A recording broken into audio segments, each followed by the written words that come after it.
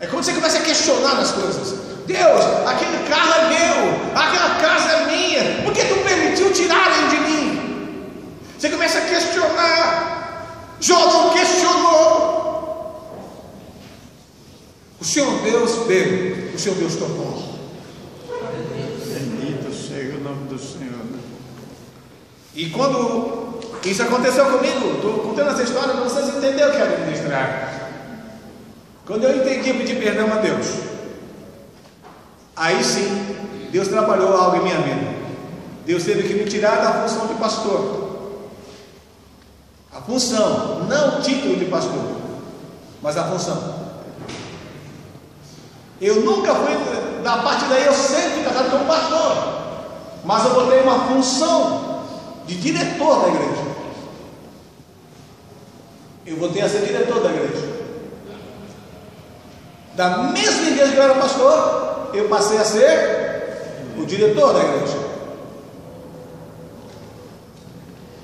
E eu não programei para isso com vocês, mas certamente Deus quer ensinar algo para nós. Alguém me falou em particular, se fosse eu, não aceitaria. Como que é o pastor e agora vai ser diretor? Eu já tinha sido ensinado por Deus e eu me calei e me ensinar. Na época, a administração regional visitou o templo aonde eu congregava. Na época, a geral também visitou, no mesmo dia. E eu ouvi do diretor regional as seguintes palavras: o pastor Tiago nunca nos disse não. Minha esposa estava do meu lado. Ele nunca nos deu trabalho. Eu tive que pedir perdão a Deus outra vez, porque se eles soubessem o que eu pensei deles, eles iam falar outra coisa. Isso é sério, igreja. Entenda. Você é proprietário da função. Quando o geral tomou a palavra, disse: pastor Tiago, você é um exemplo para mim. Eu tive que pedir perdão outra vez, que eu não era exemplo para ninguém. Que só Deus sabia como estava no meu coração. E é isso que a lição de Deus quer trazer para nós. Deus é o proprietário de tudo. Ele não é só proprietário das riquezas que estão em suas mãos. Ele é proprietário da sua vida. Ele é proprietário do teu corpo. Ele é proprietário da tua pele, do seu sangue, dos seus ossos. Ele é proprietário de tudo. Como proprietário, ele dá a você o direito de administrar sua vida. E aí é onde eu erro muito. É onde você erra muito. Administrar sua casa é onde você erra muito. Onde eu erro muito. Administrar seu casamento, e muitas vezes eu erro muito. Administrar sua vida com seus filhos, muitas vezes você erra muito. Mas quando você perde uma pessoa da tua casa, aí você pode chorar e falando: perdi. Mas quando você perde, você vai se lembrar o tempo que você perdeu sem tratar bem aquela pessoa. Você não foi um bom administrador.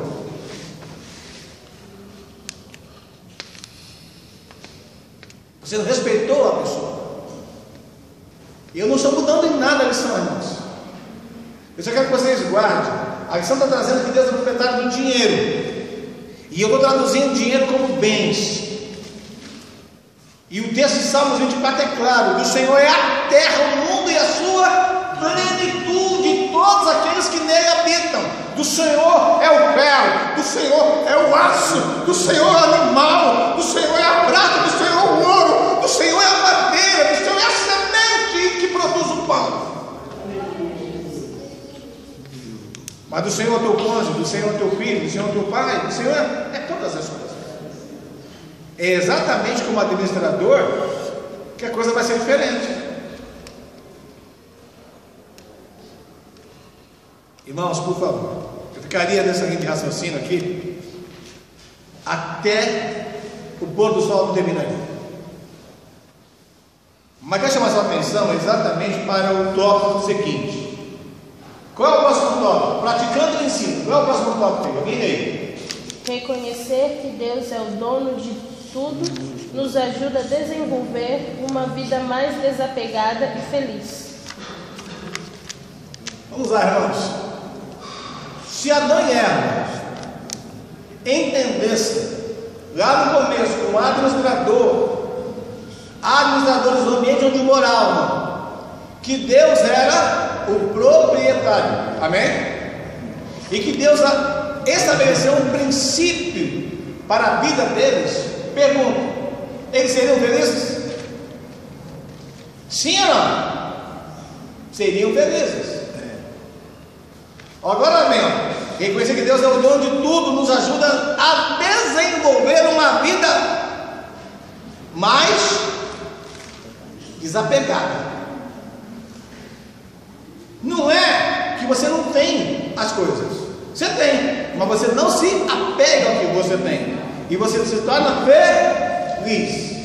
Se Adão e Eva não se apegasse a ter em mãos o que Deus falou para não pegar, ele não voltasse somente a ter acesso àquilo que não era deles, ou que Deus não deu a eles o direito de administrar. Deu para entender o que eu disse ou não, irmãos? Presta atenção. Você administra a sua casa, sim ou não? Sim ou não? Você administra a sua vida. Quando eu e você se metemos, vamos passar uma fala bem direta, na casa dos outros, a gente é feliz? Por que não? Porque a gente ultrapassa o limite que Deus estabeleceu.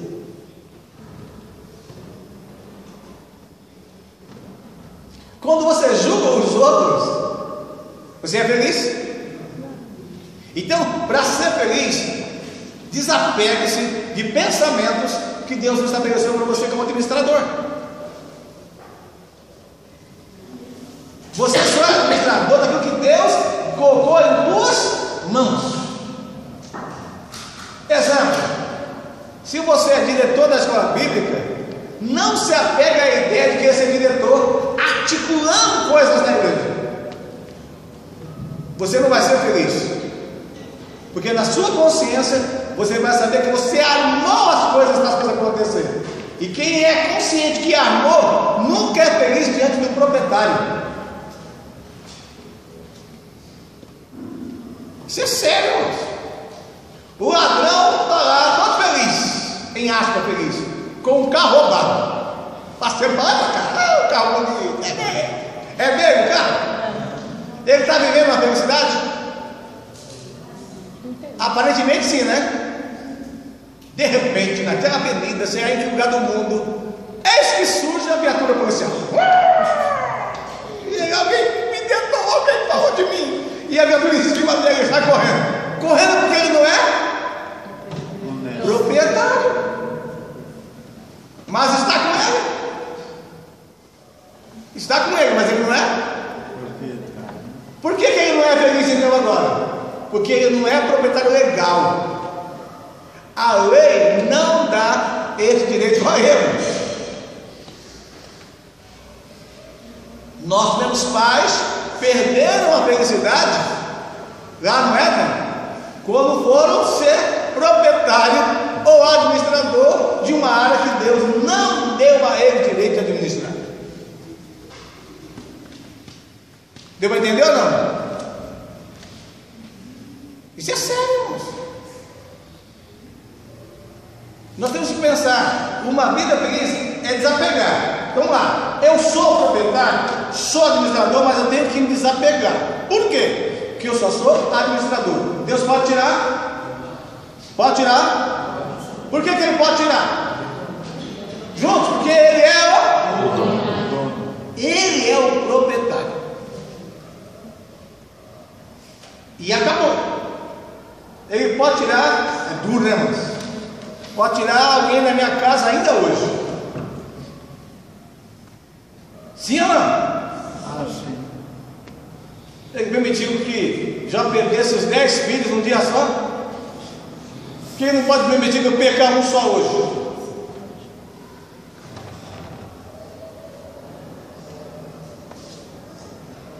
Só que quando você rompe a Bíblia, a gente percebe que Deus permitiu, mas não tinha esse desejo. Deus não quer que você fique sem aquilo que você tem, mas Ele pode permitir. Então o desejo dele é que você o ame de todo, aí você não se torna proprietário de nada.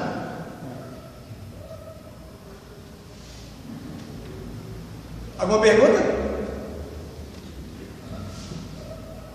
Alguma pergunta? Não havendo? Próximo tópico. A pessoa está numa passagem aqui na Terra. Só de passagem, né? Anos vive, né? Aí Olá. depois vai para o outro da Terra e vira Terra. Foi criado. Qual é o próximo tópico? Reconhecer que somos apenas mordomos nos ajuda a desenvolver uma vida mais sábia e íntegra. Jeová tem misericórdia. Irmãos, o que é uma vida sábia? Por favor, me ajudem. Já falei muito, vou falar mais um pouquinho, até meio-dia. O que é uma vida sábia? As decisões corretas. Fala. Que toma as decisões corretas. Toma as decisões corretas. Concordam? Amém? Então, para que você tome decisões corretas, você precisa administrar as coisas corretas. E aí eu me arrebentei muito até hoje. Ai, Jesus amado. Então, para administrar corretamente, tem princípios. Por exemplo, é fácil falar, Jesus, misericórdia. Eu fui pastor não. Eu conheci, não cheguei a ser pastor dessa pessoa, uma pessoa que vocês também conheceram. Como não quer ser detalhista sobre a pessoa, essa ovelha, ela frequentava o templo lá de Carolina, dela era irmã Ana, era Ana. Quando o esposo dela faleceu, o pastor dela me ligou e me pediu para ir auxiliá-la no culto fúnebre. E eu lá em casa pensei, meu Deus do céu, o que será dessa irmã? Ela já não tem as duas pernas, e agora ela perdeu o esposo, carrega ela nos braços. E eu pensei, o que será dela? O que eu vou dizer para essa irmã? E quando cheguei lá no culto fúnebre, que eu fui dar as minhas considerações, as minhas palavras de consolo à irmã, antes de eu abrir essa boca, ela me disse: o Senhor Deus deu, o Senhor Deus tomou, bendito seja o nome do Senhor. E eu pensei, agora Jesus, o que eu falo nela? Ela já me disse tudo que eu poderia dizer. E sabe qual é interessante? Essa irmã, irmãos, eu não conhecia essa irmã totalmente, a minha conheceram mais que eu. Mas todas as vezes que eu fui lá naquela igreja, após ela perder as duas pernas, que eu chegava antes dela chegar, o esposo dela trazia ela do corredor, colocava a cadeira de roda, ela estava no cantinho à esquerda. E geralmente eu ia lá para pregar a palavra de Deus. Mas quando estava no louvor, antes, quando ela tinha com mais palma, né? Eu olhava para a irmã, ela estava lá, batendo palma, sorrindo e louvando a Deus, sem as pernas. E quando ela perdeu o esposo, que eu vi a primeira vez, ela entrou nos braços do filho, e no mesmo cantinho ela foi colocada, e ela batia a palma e louvava a Deus. Glória a Deus. Glória a Deus. Irmãos, eu não posso dizer que a semana é perfeita, mas eu posso dizer que uma pessoa que faça isso, ela tem que estar baseada no princípio. E qual é o princípio? Provérbios.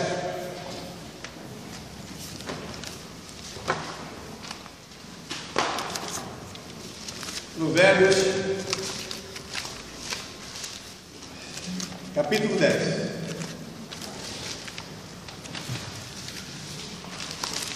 Provérbios, capítulo 10. Os irmãos acharam? Amém? Todo mundo achando, Provérbios 10, para a gente perceber qual é o princípio. A gente vai apertar um pouquinho esse versículo, tirar a essência dele, para entender por que esse texto é básico para isso. Princípio, ok? Capítulo 10, né? Versículo 8. O sábio aceita o quê? Os mandamentos são os princípios. E só o sábio aceita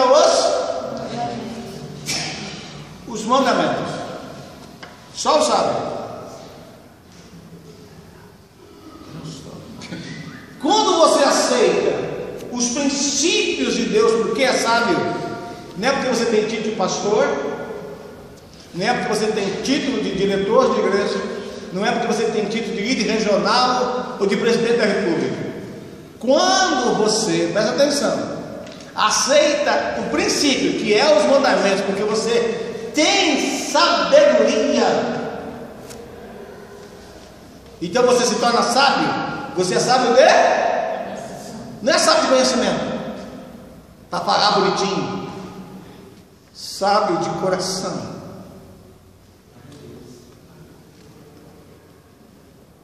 Salmo 119.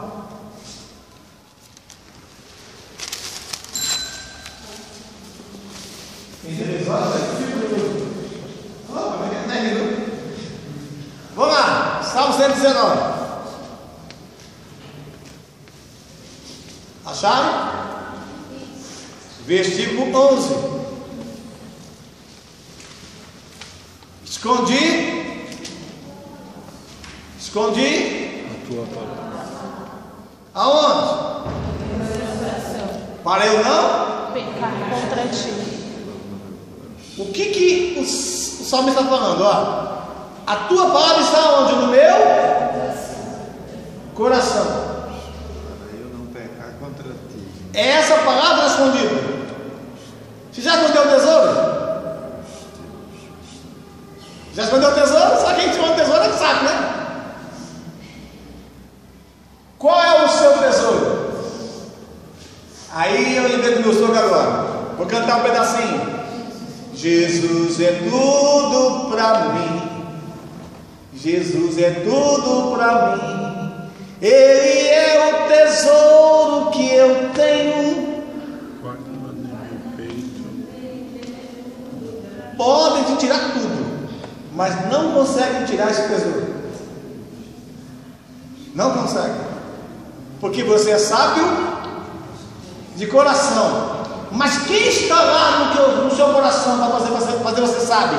É a palavra. A palavra está lá. Por que Jó não pecou contra Deus?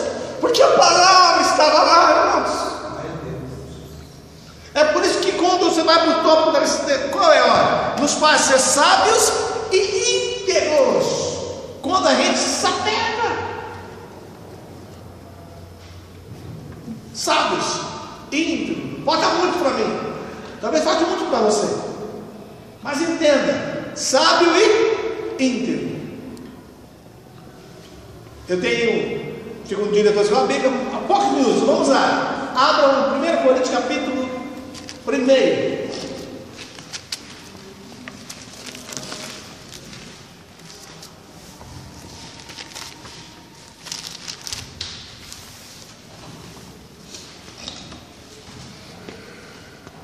Amém? Amém. Capítulo 1, da primeira carta aos Coríntios, versículo 30. Olha quem é a sabedoria de Deus para nós aí. Alguém leia, por favor, versículo 30.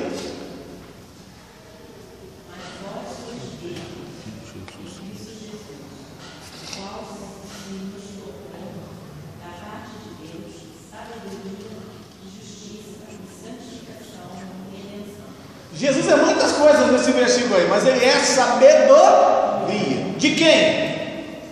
De Deus. Ele é a palavra que se fez carne. Então, quando você tem Jesus, que é a sabedoria de Deus em seu coração, você é sábio.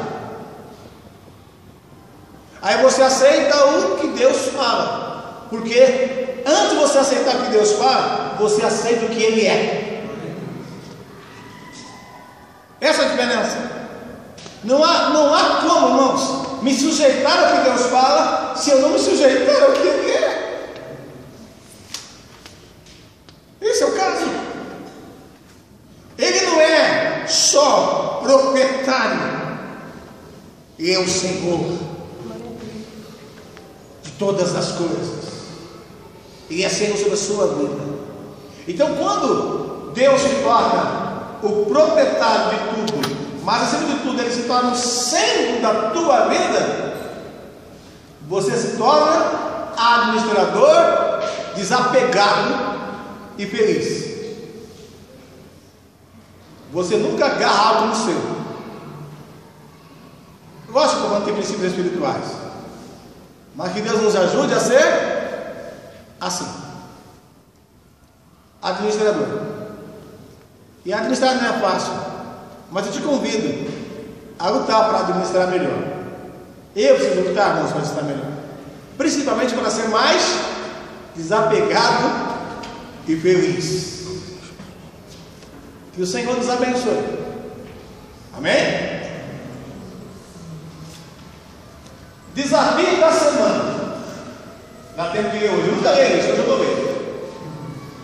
Iniciamos hoje uma série de estudos sobre os princípios bíblicos para uma vida financeira, para a vida financeira do cristão. Esse é apenas o início da nossa jornada. Certamente precisaremos rever conceitos e práticas pessoais relacionados a finanças. Seu desafio na semana é rever sua vida nessa área, à luz que você aprendeu nessa lição. O princípio da mordomia. Ao detectar que precisa ser mudado, busque o auxílio de Deus para realizar tal mudança. Fechando então a lição, vocês entenderam que eu não fiquei preso ao dinheiro, mas que tudo pertence a Deus, inclusive o dinheiro. Obrigado.